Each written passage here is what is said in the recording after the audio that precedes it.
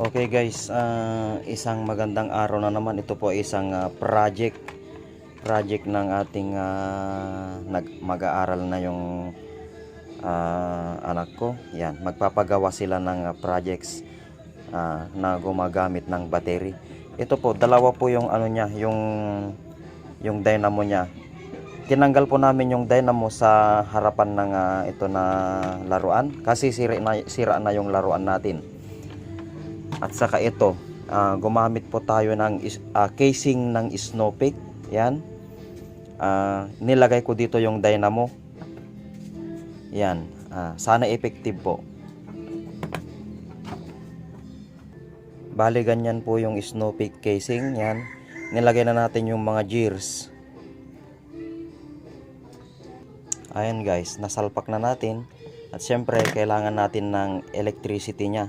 Syempre, gagamit tayo ng baterya. Yan, yung baterya po, kinuha po natin dito sa mini fan na yan. Para gagana siya. Sa tulong ng mga grinder at saka drill. At saka yan, yung lampara. At saka wala kasi tayong electric gun na yan, yung ano ng stick glue.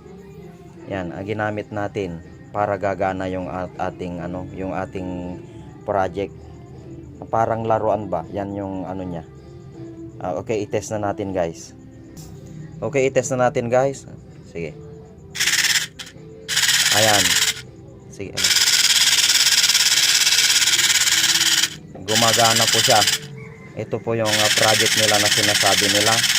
Ayan, dynamo na gumagamit ng electricity. Ayan guys.